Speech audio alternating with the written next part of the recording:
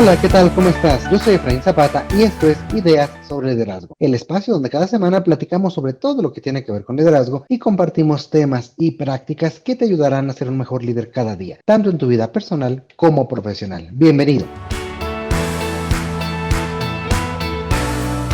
Durante muchos años hemos escuchado hablar de ese famoso techo de cristal, esa barrera invisible que limita el acceso de las mujeres a posiciones de alta dirección. Fíjate que ese concepto nació hace ya décadas en un contexto pues muy distinto al que vivimos el día de hoy. Hoy afortunadamente hablamos de meritocracia, de inclusión, de culturas abiertas, de startups ágiles y de organizaciones modernas que presumen estructuras cada día más horizontales. Entonces la pregunta es inevitable. Si ya somos más conscientes, si ya hablamos de equidad, si ya vemos más mujeres en puestos directivos, ¿el techo de cristal realmente sigue existiendo? ¿Ha evolucionado? ¿Se ha transformado? Para hablar de eso, hoy nos acompaña Daniela Zamudio, ejecutiva experta en mercadotecnia y temas de diversidad e inclusión, TED Speaker y además reconocida como agente de cambio en Latinoamérica por la revista Merca 2.0. ¿Qué tal, Daniela? ¿Cómo estás? Hola Efraín, muchas gracias por la invitación. No, el placer es nuestro de tenerte aquí para poder platicar de este tema tan interesante y que también cada año en este mes de marzo procuramos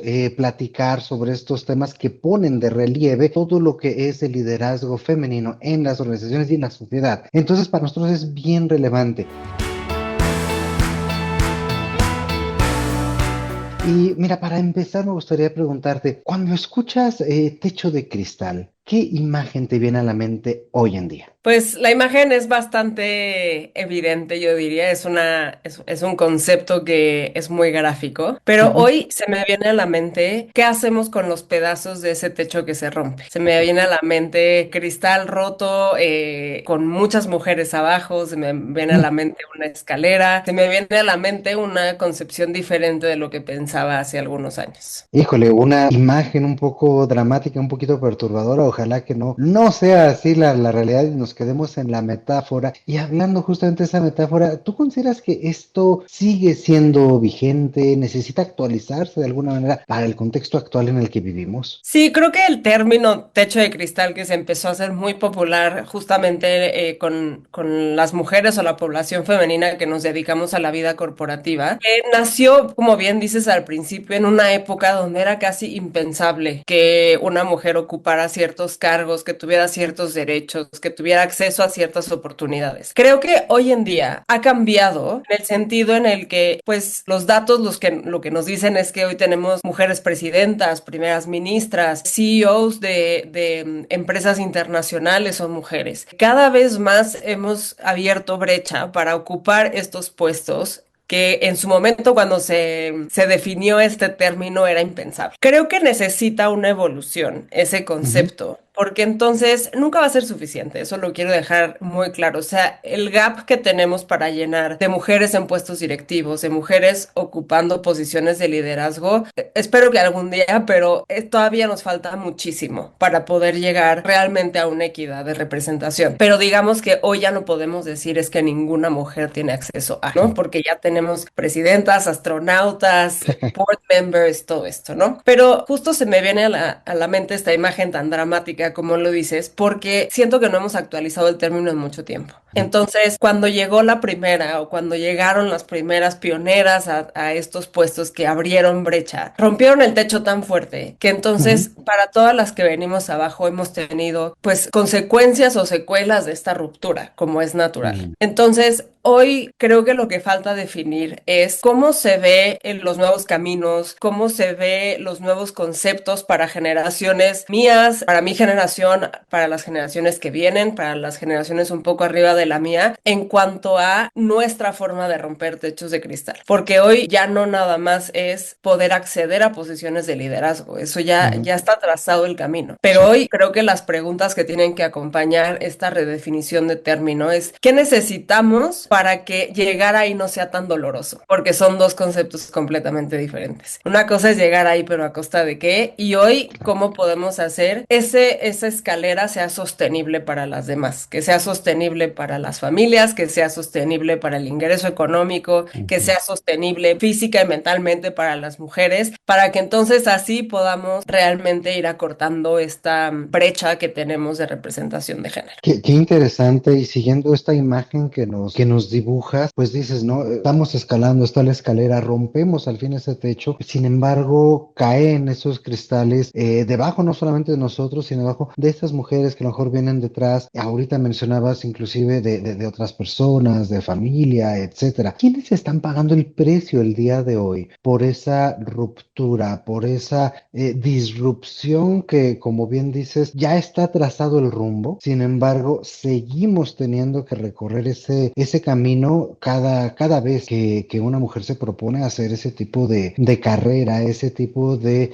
despegue profesional. Yo creo que pagar el precio es una frase un poco dura, porque Ujú. significaría que hay algo que estamos haciendo mal, porque hay alguien que está Ok. pagando un precio que no debería. Yo creo que es más bien cómo se están reconfigurando cosas que antes no cobraban relevancia. Es decir, Ujú. hoy cómo se están reconfigurando los matrimonios, por ejemplo, que tienen que ser mucho más equitativos en cuestión de cargas, de tiempo, de sacrificio de varias cosas para que la mujer pueda llegar a esto. Cómo se están reconfigurando la educación de los hijos, ¿no? Antes era como dar por hecho que la mamá iba a estar pues siempre pegada a los hijos y a cargo de todo, mientras la pareja o el esposo pues se dedicaba únicamente a la vida profesional. Ujú. Entonces creo que más que pagar el precio es pues no, hoy los hijos tienen la oportunidad de tener a dos padres presentes, a dos padres que les aporten diferentes cosas, ¿no? Entonces me gusta más verlo de esa forma, porque si pensamos en quién está pagando el precio, entonces nunca nos vamos a quitar esa culpa de estar persiguiendo estas oportunidades. Y creo que a nivel social, a nivel empresarial y a nivel cultural, hay muchas cosas que se tienen que reconfigurar. Desde empresas que pues tienen a una mujer CEO y que pide una licencia de maternidad de 6 meses. O sea, cómo reconfiguras el sistema que ha permeado por años para lograr que ambas cosas sean posibles. Ujú. Tienes equipos de trabajo en donde las necesidades se vuelven diferentes para poder Claro. cumplir con todo. Y tienes sistemas sociales en donde, pues sí, o sea, el hombre tiene, o la pareja, la contraparte, tiene que cambiar su percepción de la equidad en una relación, ¿no? Entonces creo que es cuestión de ir balanceando esos tres aspectos principales para poder realmente llegar a un punto en donde no se tenga que pagar ni un precio, más bien se tenga que rebalancear. Me encanta ese reenfoque porque tienes toda la razón. No, no se trata de que esté rompiendo cosas, sino que está reconfigurando todos esos estructuras, acuerdos tácitos, roles inclusive. Y veámoslo, me encantó de esa perspectiva. ¿Qué estamos ganando? No que estamos pagando. Estamos ganando, pues, dos padres más presentes. Estamos ganando desarrollo personal y profesional en ambas vías. Por ejemplo, dentro de un núcleo familiar, estamos ganando, pues, con la experiencia, el punto de vista que, pues, finalmente incorporar a personas que antes no estaban consideradas en este mercado de trabajo nos aportan nuevas perspectivas y nuevos puntos de vista. Entonces, me gusta mucho ese reenfoque. Muchas gracias por ello. Es importante traerlo a la mesa.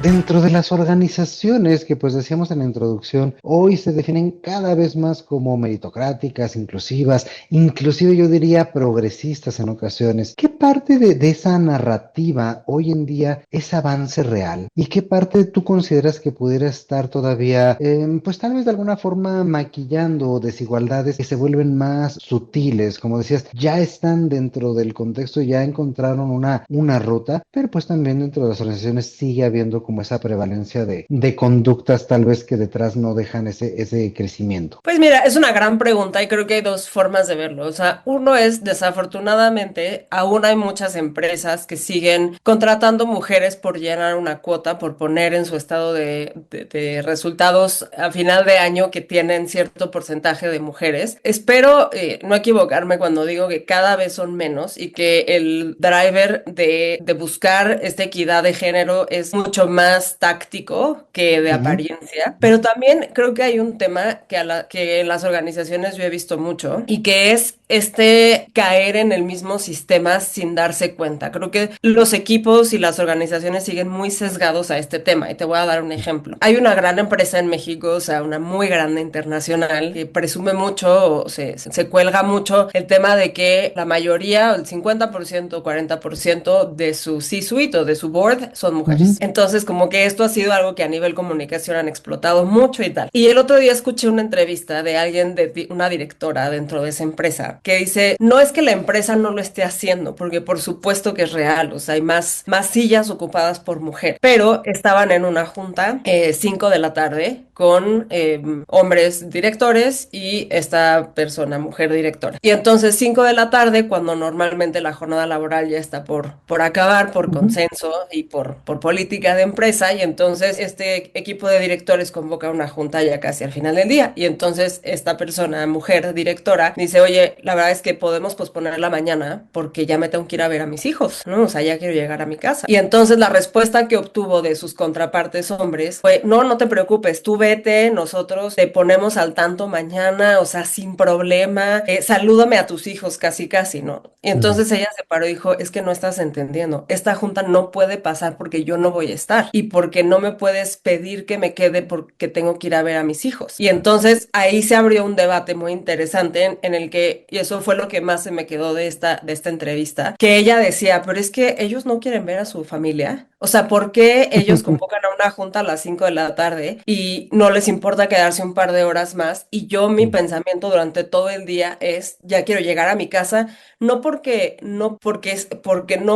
tengo que llegar a hacer cosas, porque quiero ver a mi familia. Entonces creo que desde ahí me parece que son sesgos inconscientes que muchos equipos y muchas empresas siguen teniendo. Que no solamente se trata de llenar una silla, se trata de ponerse en este mismo nivel en donde la familia necesita un tiempo y un espacio. Y ese tiempo y un espacio no puede seguir dependiendo únicamente de las mujeres. Y no se trata de yo mañana te digo todo lo que pasó, porque entonces pues la mujer ya no es parte del círculo de decisión. Y Ujú. entonces volvemos otra vez al punto cero. Es de qué me sirve tener en mi título que soy directora de tal, si en el momento en el que tengo que estar tomando decisiones de directora no estoy. Claro. Entonces es un tema muy interesante que hay que hablar más culturalmente y organizacionalmente, porque yo no digo que las empresas no estén haciendo todo el esfuerzo para ser más inclusivos, Ujú. pero es un cambio social y cultural que tenemos que seguir empujando porque no es fácil aceptar esto. O sea, no es Claro. fácil que un hombre director diga, ya me voy porque tengo que llegar a bañar a mis hijos. Ujú. Hoy, en 2026, sigue siendo algo bien extraño de escuchar. Qué interesante. Mira, quisiera compartirte en este pequeño narrativa que nos haces, cómo la viví yo, ¿no? Porque yo, igual que mencionas, la verdad no me pasó por mi mente. Yo como hombre, pues ya también quiero llegar, ya van a ser las 6 de la tarde, y quiero llegar a ver a mi familia. Lo que yo estaba analizando, lo que tú estabas platicando, esto es, fíjate cómo los hombres piensan que están ayudando, están siendo abiertos, están dando ese apoyo, diciéndole a la mujer, pues ve tú, nosotros aquí resolvemos, ¿no? Sin darse cuenta, lo que tú bien dices, que pues la están dejando fuera al final del día de cierta decisión, de cierto análisis, de cierto elemento importante, porque por algo tenía que estar convocada esta persona en esta reunión, ¿no? Entonces, me parece sumamente interesante como esta doble lectura, porque pues, te soy honesto, a mí no se me había ocurrido tampoco ese punto de vista que tú nos compartes en este momento, sino yo había estado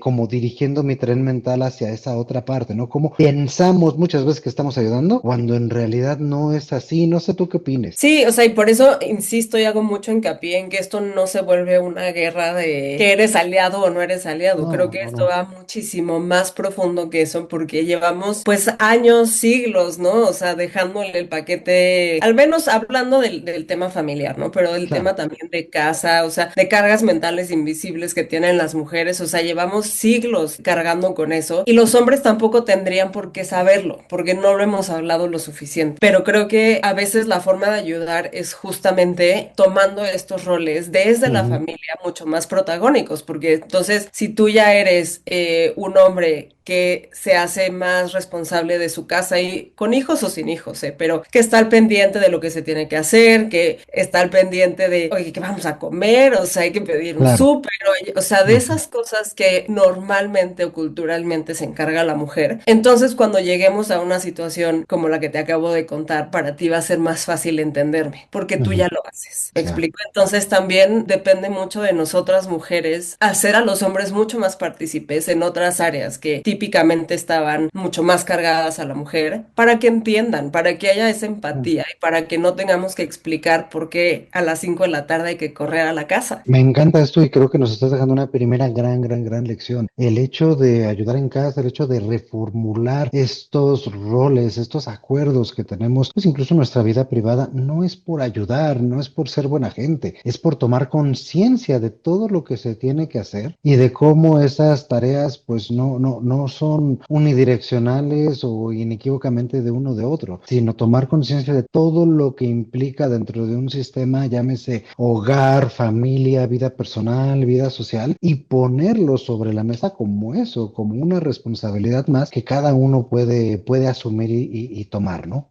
Sí, justamente. Oye, y en este tipo de concienciación en las organizaciones, ¿hay algunas barreras específicas que tú identifiques que aún prevalecen, que aún existen? Pues varias. O sea, la primera es que, al menos en mi caso, Ujú, en mi experiencia personal, o sea, el tema de jerarquías, si bien cada vez más organizaciones tratan de borrarlo, pero si vemos en una escala global, yo me dedico a la industria del retail, de la moda, trabajo con marcas que tienen presencia global. Y de pronto sí me da un poco de, pues de coraje un poco y de por qué que hay muchas mujeres en posiciones de dirección y tal, pero las grandes cabezas, los CEOs, los directores mundiales siguen siendo hombres. Entonces, de pronto eso me parece, pues sí me pareció un obstáculo, porque cómo podemos reformular o redefinir culturas, empresas, si desde la cabeza seguimos teniendo solamente un punto de vista. ¿Me explico? Entonces creo que ese definitivamente sigue siendo un reto importante en la empresa en la que trabajo hoy en día también. Pues es en la industria de tecnología. Tecnología es todavía muchísimo más dominado por hombres, ujú. ¿no? Entonces, tienen excelentes prácticas en muchos aspectos, pero en muchos otros también veo como esta parte que volvemos a lo mismo, es que te quiero ayudar, mujer, para, o sea, sí Claro. vete, no hay problema, te quiero ayudar, es que no es ayúdame, es ven a ser parte de. Entonces, el reto más grande que yo veo es eso, que no hemos logrado como género femenino identificar cómo podemos tenerlo todo y llegar a esas posiciones que son increíblemente demandantes. Y al mismo tiempo, creo que la contraparte no ha hecho todavía su parte en delegar un poco más, porque eso significaría cambiar las cosas fundamentalmente, ¿no? O sea, cambiar formas en las que operan las compañías, formas en las que reclutan a gente, formas en las que, o sea, crean sus culturas organizacionales. Y no sé si a todo mundo le guste la idea de un cambio tan, pues tan radical, ¿no? O sea, de que, oye, ahora las reglas las va a poner un board de mujeres. No, no sé si todo el mundo se entusiasme con esa idea. Claro, y bueno, a lo mejor tampoco es llevarlo a ese extremo, ¿no? Es como buscamos esa paridad, esa equidad para todos tener acceso a ese tipo de oportunidades, en la medida en que también existe esa posibilidad, un board, una C-suite que esté integrada únicamente por mujeres. Y allí me surge otro tema, ¿no? Hay muchos factores que me parece son pues invisibles, ¿no? Por ejemplo, esto, pareciera que estamos ayudando, pero bien dices, no se trata de dar ayuda. ¿Qué otras señales a ti te indicarían que en determinada organización todavía no hemos atendido tal vez esta situación? Aunque en el discurso digamos que lo hacemos, ¿a qué tendríamos que estar prestando atención en nuestras propias organizaciones para poder señalar todavía no estamos donde querríamos? Creo que el tema de maternidad es un tema enorme, porque sí hay una penalidad de maternidad para las mujeres, o sea, eso es un hecho, porque es lo único que yo veo. Esto también, de nuevo, es punto personal de vista. El hombre y la mujer van, o sea, se pueden desarrollar profesionalmente a la par, ¿no? O sea, hoy hay muchas más oportunidades desde los niveles educativos para justamente desarrollar a más mujeres en otras áreas, cada vez más mujeres en carreras STEM. Ujú, o sea, cada vez mejor preparadas, con los mismos actos, ¿no? Entonces yo lo veo así, como que vamos a la par, vamos a la par, vamos a la par, y va subiendo, ¿no? Igual yo tuve de pronto relaciones en mi vida en donde era hasta chistoso la competitividad, o sea, ujú, de que íbamos mismos puestos, mismos tipos de empresa y tal, hasta que la mujer se embaraza, porque es lo único que el hombre no tiene que hacer, no puede hacer. Y no es que no lo puedes hacer y pues ya es tiempo fuera que necesitas porque por la cuestión fisiológica, o sea, lo claro. necesitas, ¿no? Ujú, Porque un bebé depende de la mamá, o sea, el papá no lo puede amamantar, el papá, o sea, entonces creo que ese sigue siendo un gran tema y mira que yo lo discuto mucho porque yo acabo de ser mamá ujú, y el tema de este rebalance de vida lo he trabajado mucho internamente y en mi familia. Y sí es algo que te puedo decir que no importa qué tan preparada estés, no importa qué tanta ventaja tengas porque te apuraste cañón los primeros años de tu vida, como yo lo hice, y fue chamba, chamba, chamba, chamba, incluso sacrificando cuestiones personales. Sí hay una penalidad de maternidad, sí hay un tiempo fuera que tienes que ujú, tener, y creo que las organizaciones, y con justa razón, no hemos entendido esto que te decía al principio, cómo haces que una empresa siga funcionando si tú eres la cabeza a nivel global, cuando te tienes que ausentar por 6 meses, mínimamente. O sea, nosotros tres, ¿no? En México. Hay países en Europa que tienen 10 meses, un año, 2 años. ujú, Pero mi pregunta, y no tengo la respuesta a esto todavía, pero mi pregunta es si eso es lo que nos está impidiendo llegar a esos puestos o llegar a romper un poco con esa dinámica, porque todo tendría por qué caminar bajo los mismos parámetros hasta que llega esa variable que el hombre no puede absorber. ujú. Entonces, creo que nos falta mucho, mucho platicar con todas las áreas involucradas acerca de cómo se puede reconfigurar esto, porque de nuevo, también hoy las organizaciones están operando bajo modelos históricos Ujú. creados por ante las necesidades masculinas o sea, primordialmente. Yo no sé qué pasaría si tuviéramos un board de puras mujeres. ¿Tú has visto alguna mujer multitaskear? Es impresionante. O sea, podemos tener, es como esta película Beautiful Mind o sea, 10 ventanas mentales abiertas y sabes perfectamente qué está pasando en cada una de ellas. Entonces, de pronto y muy a lo mejor soberbiamente pienso, si hubiera un board de puras mujeres, a lo mejor no necesitaríamos jornadas de 8 horas, ¿no? A lo mejor podríamos hacer la chamba en 6, en 5. A lo mejor no necesitaríamos tantos procesos, nuestra mente funciona diferente, haríamos las cosas de manera más eficiente para lo que necesitamos cumplir. Entonces, creo que extendí un poco, pero a grandes rasgos para mí esa es la parte que aún no hemos resuelto de la ecuación. ¿Cómo lograr que Ujú. que la integración de la maternidad en el sistema económico funcione? Qué interesante reto nos pones porque no lo había pensado de esa manera, no únicamente como una pausa, sino como incluso un posible descarrilador de carreras, ¿no? Por ese tiempo que estamos, bueno, que están fuera las mujeres y sobre todo esa última parte, finalmente lo único que no pueden hacer los hombres es eso, justamente embarazarse, tener fisiológicamente dentro de su cuerpo a sus hijos. Y eso también genera un grado mayor de complejidad para Ujú. lograr esa concienciación y esa empatía hacia, pues, literalmente un proceso que nunca vamos a poder vivir como hombres. Aprovechando tal vez esta experiencia tan reciente que tienes y que aprovecho para felicitarte por tu chiquitín, hoy en día, ¿qué le recomendarías a mujeres que justamente se encontraron como tú hace algunos meses en un buen desarrollo de su carrera y con una planificación familiar que dice en este momento vamos a tener un pequeño, es una decisión, y cómo prepararse? ¿Cómo preparar a la organización para que justamente este, entre comillas, impas no Ujú. genere ese freno o ese letargamiento de la carrera? Pues sí, mira, me encantaría poder darles una receta de a mí me funcionó esto. La realidad es que sí, sí viví muy de cerca la penalización de maternidad. Ujú, Me tocó buscar trabajo despuesito de tener a mi bebé, o sea, después del maternity leave que nos da el Estado. Y me enfrenté con varias cosas. Una de ellas, pues estos sesgos de los que te hablo, ¿no? O sea, el estar en entrevistas y que de pronto me preguntaran, bueno, y cuéntanos un poco de ti. Y pues obviamente eres nueva mamá, o sea, quieres gritarle al mundo que acabas de tener a la bebé más preciosa del mundo. Claro. Pero eso noté que pues era un desacelerador justamente en el proceso de decisión, porque al final del día las empresas son un negocio. Lo que queremos es generar revenue, ¿no? Entonces, y yo lo veo, o sea, si ese es el objetivo final, pues no quiero que haya desaceleraciones en eso. Pero mi recomendación sí es, pues sí tiene que ser un buen fin. O sea, sí tenemos que decirlo en voz alta, seguirlo diciendo y si es posible, pues rechazar o sea, a las organizaciones que no vean esto como una parte integral de la persona, ¿no? O sea, como incluso, o sea, algo que te va a hacer mucho mejor tu trabajo, etcétera. Eso por un lado. Y creo que por el otro, el tema familiar, yo insisto que es